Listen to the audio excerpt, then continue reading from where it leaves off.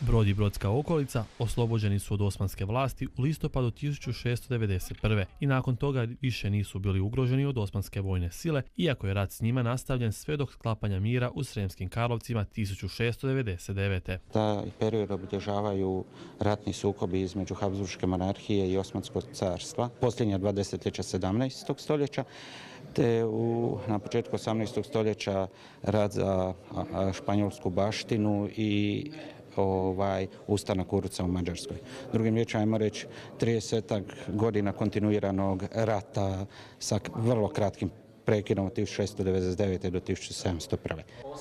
Upravo je ovaj dio povijesti bila jedna od tema predavanja održanih povodom 20 godina Slavonsko-brodskog instituta za povijest. Grad Brod tijekom tih godina postaje značajno vojno uporište na granici i ta će činjenica obilježiti društveno-ekonomske prilike u brodskoj okolici. S obzirom da je Brod bio u sastavu vojne krajine, vojsci su bitniji vojni interesi i vojno-strateška pitanja nego gospodarstvo. Tako da je gospodarstvo bilo u drugom planu ne samo početkom 18. nego i cijelo 18. stoljeće, jer vojsci trebaju vojnici, a ne gospodarstvenici. Bitno im je ljudstvo i to je jedino što ih zanima. Stanovništvo se uglavnom bavilo ratarstvom, stočarstvom i vinogradarstvom, ali sve poljoprivredne grane su bile poprilično slabo razvijene. Ratarstvo i stočarstvo bili relativno slabo razvijeni, a najrazvijenija gospodarska grana je bilo vinogradarstvo. Naime, na području naselja Brodske okolice obrađivali su gotovo 7/8 svih vinograda na području Kotara Broda.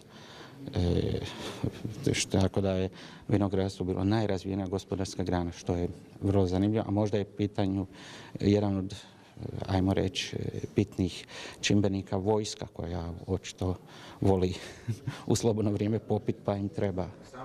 No, dodaje, to su samo pretpostavke jer nema dovoljno dokumenata koji bi to potvrdili. U manjoj mjeri stanovništvo se bavilo obrtnom proizvodnjom i trgovinom. Ovaj dio povijesti općenito u brodskom kraju nije dovoljno dokumentiran. Ja sam radio na temelju komorskih popisa, onda popisa koje je napravila komisija u trenutku ustrojavanja vojne krajine. Nažalost, taj drugi popis je baš samo popis muškog stanovništva, odnosno, ajmo reći, današnjim riječkom ćemo vojnih obveznika. Zanimalo ih je koliko ih ima spremnih za oružje. A gospodarstvo ih u tom drugom popisu nije zanimalo. Ima naravno dokumenata o ustrojavanju vojne krajine, ali gospodarski ih ima vrlo malo, nažalost, i tema je prilično slabo istražena. No, da bi se ovaj dio povijesti bolje istražio, potrebno je pronaći nove izvore. Jer nemamo na temelju čega napraviti, ako nemamo dokumenta.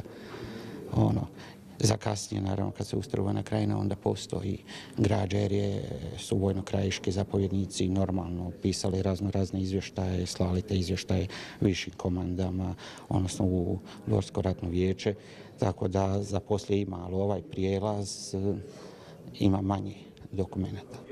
Tako i kroz ovo predavanje javnosti predstavljena povijest Slavonije, Srijema i Baranje, koja možda nije poznata, ali koja svakako zavređuje više pozornosti.